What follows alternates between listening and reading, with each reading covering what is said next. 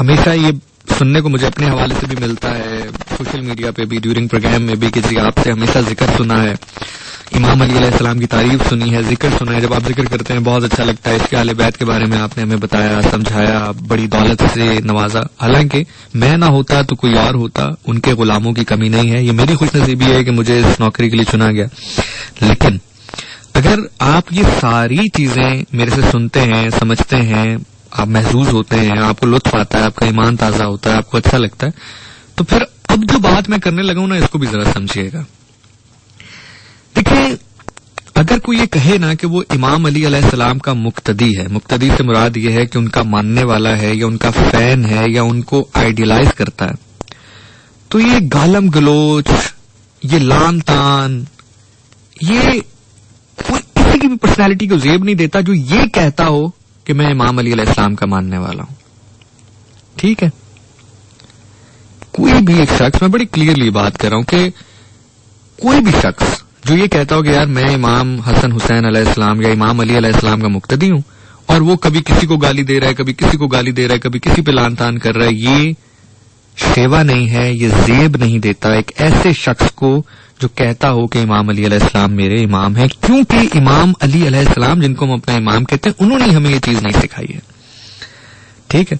اچھا, اب آپ کہیں گے پھر اگر ایسا ہے تو جو ظالم ہے اس کو ظالم نہ کہیں. نہیں, ایسا بالکل نہیں ہے. جو ظالم ہے اس کو ظالم بھی کہیں, جو برا ہے اس کو برا بھی کہیں. لیکن ظالم اور برا کہنے کا سب سے بڑا طریقہ پتہ کیا ہے؟ اگر آپ یزید پہ لعنت بھیجنا چاہتے ہیں تو سب سے بڑی لعنت پتہ کیا ہے؟ آپ ہر اس کام کے خلاف کھڑے ہو جائیں جو وہ کرنا چاہتا تھا. اگر آپ اپنے آپ کو حسینی کہنا چاہتے ہیں تو حسینی بننے کا سب سے بڑا طریقہ یہ ہے کہ آپ ہر وہ کام کریں جو حسین کرنا چاہتے تھے, یا حسین کرتے تھے, یا حسین نے جس کے لیے سٹینڈ لیا علیہ السلام. آپ سمجھ رہے ہیں؟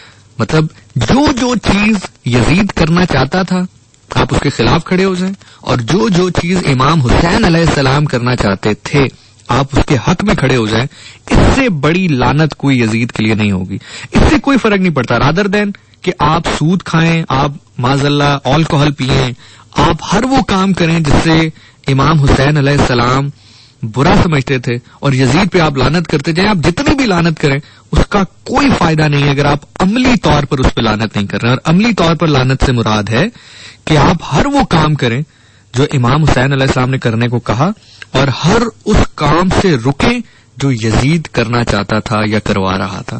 تو یہ چیز کلیئر ہو گئی. تو اس لیے کوشش کیا کریں کہ اپنی پرسنالٹی میں دلائل لائیں, اپنی پرسنالٹی میں وہ کردار لائیں, وہ کریکٹر لائیں, وہ نالج لائیں, کہ آپ سے اگر کوئی سوال کرے تو بڑے پیار سے, ادب سے, احترام سے آپ اسے کہیں جناب یہ آپ کا سوال ہے, یہ اس کا جواب ہے, اگر آپ کو سمجھ میں آئے ٹھیک ہے, نہ سمجھ میں آئے تو بھی آپ میرے لیے قابل احترام ہیں. ایک ٹائم ایسا آتا ہے کہ آپ وہ ہے نا کہ ایک رین ڈراپ ہوتا ہے, پانی کا قطرہ گرتا رہے تو جو پتھر ہے اس کے اوپر بھی شگاف ڈال دیتا ہے. تو انسان کا دل تو پھر بھی موم ہے. تو ایک تو یہ چیز ہو گئی. تو خیر کل میں نے آپ سے اس کا ذکر کرنا تھا, لیکن چونکہ کل میں ذرا تھوڑا جلدی چلا گیا تو آج میں اس کو ذکر بھی کر دوں اور اس کو لنک بھی کر دوں اس واقعے کے ساتھ جو کہ ہم ڈسکس کر رہے ہیں ابھی.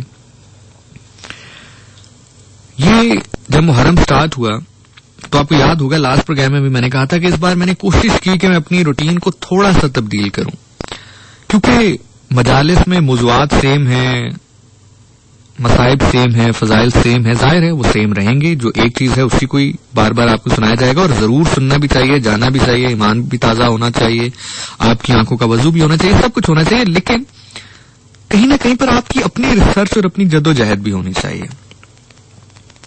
تو میں نے کیا کیا کہ جیسے ہی, ویسے بھی مجھے شوق ہے کتابیں پڑھنے کا, لیکن جیسے ہی یکم محرم شروع ہوا, چونکہ میں کوئی میڈیا کا کام نہیں کرتا, 10 دن میں کوئی میڈیا کا کام نہیں کرتا, فرام یکم محرم ٹو 10 محرم, تو میرے پاس ٹائم ہوتا ہے, وہ سارا ٹائم میں یا نظر و نیاز میں تقسیم ہوتا ہے, یا مجالس میں ہوتا ہے, یا پھر درس و تدریس میں ہوتا ہے.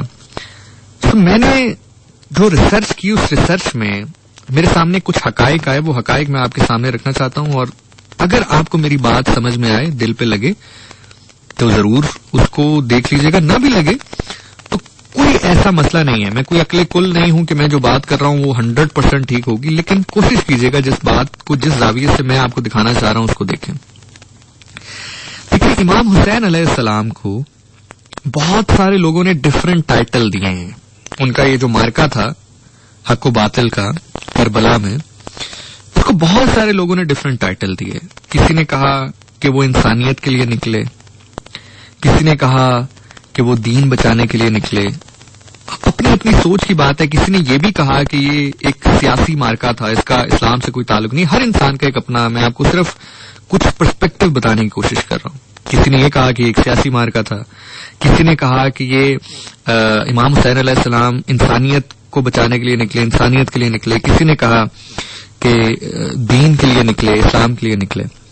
اچھا، امام حسین علیہ السلام کا اپنا کیا پرسپیکٹو تھا، جو کہ میں نے جتنے بھی ان کے، جب وہ مدینہ سے چلے، مکہ پہنچے، مکہ سے پھر کربلا کی جانب، کوفہ کی جانب گئے، اور پھر درمیان میں ان کو کربلا کی جانب شفٹ کیا گیا. پورے سفر کے دوران جہاں جہاں بھی ان کے خطبات کو ریکارڈ کیا گیا ہے، امام حسین نے خود اپنے بارے میں کیا کہا ہے کہ میں کیوں جا رہا ہوں، وہ میں آپ کے سامنے رکھ رہا ہوں. میجورٹی، زیادہ تعداد میں جو امام حسین علیہ السلام نے خود کلیم کیا ہے نا، وہ یہ کلیم کیا ہے کہ میں اپنے نانا کی امت کی اصلاح کے لیے جا رہا ہوں. مطلب ہم کہتے ہیں کہ وہ انسانیت کے لیے نکلے، بالکل نکلے، لیکن امام حسین علیہ السلام کا جہاں پہ اپنا کیا ہوا کلیم ہے وہ تو سب سے معتبر ہے نا. میں کیا سوچتا ہوں، آپ کیا سوچتے ہیں، وہ تو سیکنڈری ہے. پرائمریلی تو امپورٹنٹ یہ ہے کہ امام حسین علیہ السلام خود کیا کہہ رہے ہیں کہ میں کیوں نکل رہا ہوں. تو جہاں جہاں پر بھی ان کے خطبات ریکارڈ ہوئے، ان کی گفتگو ریکارڈ ہوئی، روایات کے تھرو ہم تک پہنچی، تو جتنا میں نے پڑھا یا جتنا میں نے ریسرچ کیا، امام حسین علیہ السلام نے بارہا یہ فرمایا کہ میں اپنے نانا کی امت کی اصلاح کے لیے نکل رہا ہوں.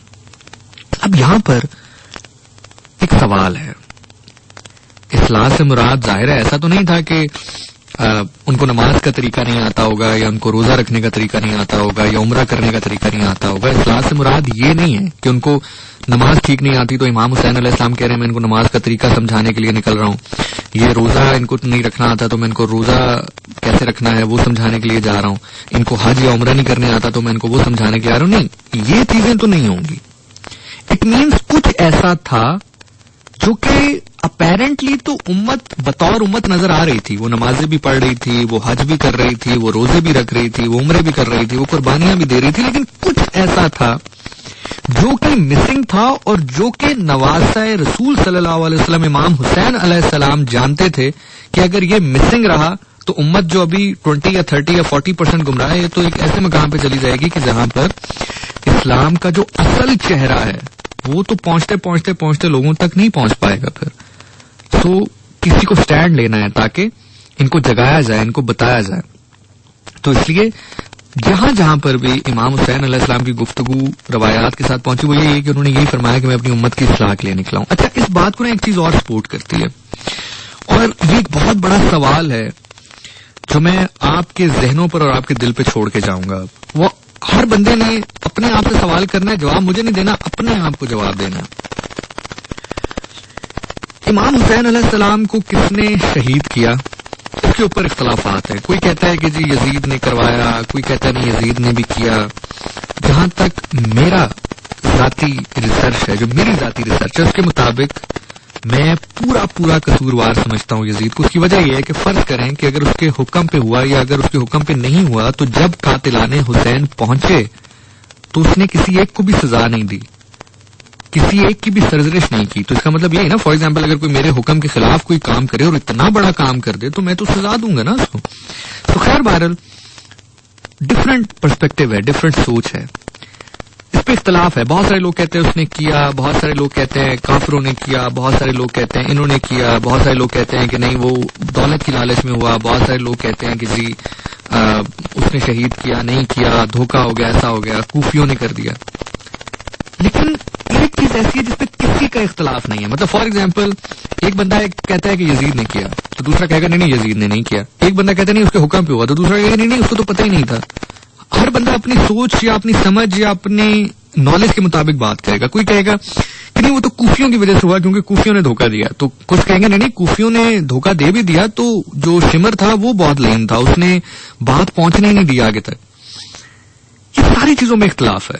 آپ اس کے اوپر بحث بھی کر سکتے ہیں، آپ اس کے اوپر اپنے عقلی دلائل بھی دے سکتے ہیں، آپ اس کے اوپر اپنے علمی دلائل بھی دے سکتے ہیں، لیکن ایک چیز ایسی ہے جس کے اوپر کسی کا کوئی اختلاف نہیں ہے. مطلب کوئی بھی مکاتب فکر اس کے اوپر آپ کو یہ نہیں کہے گا نہیں یار یہ ایسے نہیں ہے، اور وہ یہ ہے کہ امام حسین علیہ السلام کو شہید محمد مصطفیٰ صلی اللہ علیہ وسلم کی امت نہیں کیا ہے. اس کے اوپر کسی کا اختلاف نہیں ہے. تو سوال یہ ہے، اب ذرا دل تھام کے میرا سوال سنیے گا. میں گفتگو تمام کر چکا ہوں، جو میں کہنا چاہتا تھا میں کر چکا ہوں کہ 1 منٹ میں گفتگو تمام ہو جائے گی، میں کلام پلے کر رہا ہوں. لیکن سوال یہاں پر یہ ہے، مختلف اختلافات ہیں کہ امام حسین علیہ السلام سیاسی وجوہات تھی، کچھ کہتے ہیں دین کی وجوہات تھی، کچھ کہتے ہیں انسانیت کی وجوہات تھی. میں نے آپ کو بتا دیا کہ جہاں تک میں نے پڑھا، امام حسین علیہ السلام کا اپنا کلیم یہ ہے کہ میں نانا کی امت کی اصلاح کے لیے نکل رہا ہوں. ٹھیک ہو گیا. اور اس پہ کسی کا اختلاف بھی نہیں ہے کہ ان کو شہید محمد مصطفیٰ صلی اللہ علیہ وسلم کی امت میں سے لوگوں نے کیا. اب وہ کون لوگ ہیں جو امت تو ہیں لیکن نواسہ رسول صلی اللہ علیہ وسلم کے قاتل ہیں؟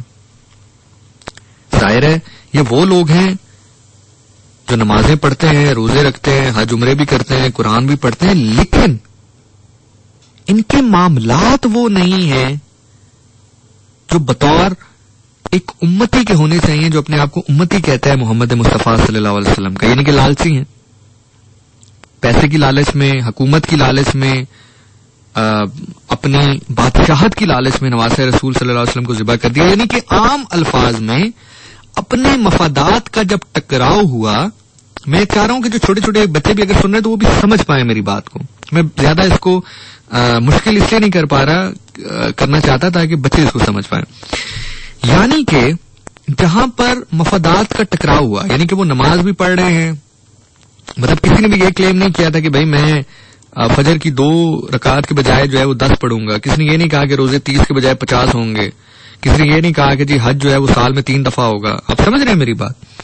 مطلب جو بیسکس تھی وہ سب کر رہے تھے، نماز پڑھ رہے ہیں، روزے رکھ رہے ہیں، حج رکھ رہے ہیں، سارے معاملات کر رہے ہیں. لیکن جہاں پر مفادات کا ٹکراؤ ہوا ان کے، جہاں پر ان کے مال و دولت کا ٹکراؤ ہوا، جہاں پر ان کے بچوں کے حوالے سے حکمرانی کا ٹکراؤ ہوا، وہاں پر انہوں نے اس حد تک لالچ دکھائی کہ نواسہ رسول صلی اللہ علیہ وسلم امام حسین علیہ السلام کو پیاسا بھوکا رکھ کے ذبح کر دیا. انا للہ و انا الیہ راجعون. اب سوال میرا یہ ہے، حسین فرما رہے ہیں علیہ السلام کہ میں اپنی نانا کی امت کی اصلاح کے لیے نکل رہا ہوں. میں ریپیٹڈلی یہ جملے اس لیے کہہ رہا ہوں تاکہ آپ کے ذہن میں پیوست ہو جائیں. حسین فرما رہے ہیں کہ میں اپنے نانا کی امت کی اصلاح کے لیے نکل رہا ہوں، اور اس پہ کسی کا اختلاف نہیں ہے کہ ان کو شہید نانا کی امت نے ہی کیا ہے.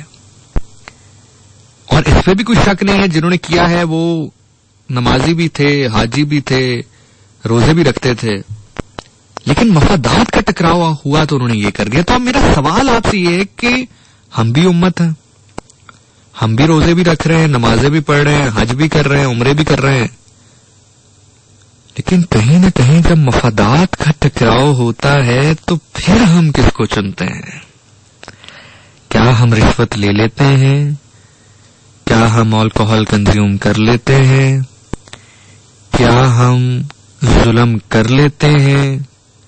اگر مفادات کا ٹکراؤ ہو اور ہم حسینی عمل کے بجائے یزیدی عمل کو چنیں تو پھر ایک بار سوال اپنے آپ سے کیجیے گا، اور یہ سوال میں آپ کے اوپر چھوڑ کر چند لمحے آپ کو دیکھ رہا ہوں. حسین فرما رہے ہیں میں نانا کی امت کی اصلاح کے لیے نکلا ہوں. یہ فیکٹ ہے کہ ان کو شہید نانا کی امت نہیں کیا. جب مفادات کا ٹکراؤ ہوا تو کیا آج کے دور میں بھی جب مفادات کا ٹکراؤ ہو، چاہے ہم نماز بھی پڑھ رہے ہوں، روزے بھی رکھ رہے ہوں، حج بھی کر رہے ہوں، زکوٰۃ بھی دے رہے ہوں، لیکن مفادات کا ٹکراؤ ہو اور ہم یزیدی عمل کو چن لیں تو کیا ہم بھی امت کے اسی لوگوں میں نہیں گنے جائیں گے جن کے سر پہ حسین کا قتل ہے؟ کیا ہم نہیں گنے جائیں گے ان لوگوں میں جن کے سر حسین کا قتل ہے؟ سوال آپ کے دلوں اور آپ کے دماغ میں چھوڑ کر آپ کے چہرے دیکھ رہا ہوں. جہاں تک میرا ایمان ہے یا جہاں تک میرا یقین ہے یا جو میرا بلیف ہے، میں قاتلان حسین کو مسلمان نہیں سمجھتا. ہاں، کلمہ گو ضرور تھے. کلمہ گو سے مراد ہے کہ کلمہ ظاہری طور پر پڑھنے والے تھے، منافق تھے. منافق وہ ہوتا ہے جو زبان پر کچھ ہو اور اس کے دل میں کچھ ہو. ظاہری طور پر کلمہ کو ضرور تھے لیکن مسلمان نہیں تھے. جنہوں نے نواسہ رسول کو ذبح کر دیا جس کا کلمہ پڑھ رہے ہیں. رسول خود فرما رہے ہیں کہ میرے بعد میں 2 چیزیں تمہارے لیے چھوڑ کے جا رہا ہوں, ان کو تھامے رکھنا, تم گمراہ نہیں ہوگے. ایک قرآن اور ایک میرا اہل بیت. ایک میرے اہل بیت اور ایک قرآن. یہ 2 چیزیں تھامے رکھنا, تم میرے بعد گمراہ نہیں ہوگے. اور بڑا سمپل وے ہے. خاص طور میں اگین یہ بات کروں خاص طور پہ ینگسٹر سے کہ آپ نے کبھی یہ گالم گلوچ اور یہ کام نہیں کرنا ہے. یہ زیبا نہیں دیتا ہے آپ کو. یہ امام علی علیہ السلام کے اگر آپ اپنے آپ کو سمجھتے ہیں نا کہ آپ ان کے پیروکار ہیں یا آپ ان کے فین ہیں یا مداح ہیں, تو امام علی علیہ السلام کا کردار ایسا نہیں تھا. آپ ذہانت آزمائیں نا, آپ اپنی ذہانت لے کر آئیں. اگر میرے سامنے, میں آپ کو مثال دیتا ہوں, اگر میرے سامنے کوئی یزید کے فضائل بیان کرے تو میں پتہ کیا کہوں گا؟ میں کہوں گا جی میری اللہ تعالیٰ سے دعا ہے کہ آپ جس شخص کی اتنی تعریف بیان کر رہے ہیں اور جس شخص سے آپ اتنی محبت رکھتے ہیں, اللہ تعالیٰ آپ کو بروز قیامت اسی کے ساتھ اٹھائے. اگر آپ کو لگتا ہے کہ یزید بہت اچھا آدمی تھا تو میری دعا ہے کہ اللہ تعالیٰ آپ کو بروز قیامت یزید کے ساتھ اٹھائے. سمپل.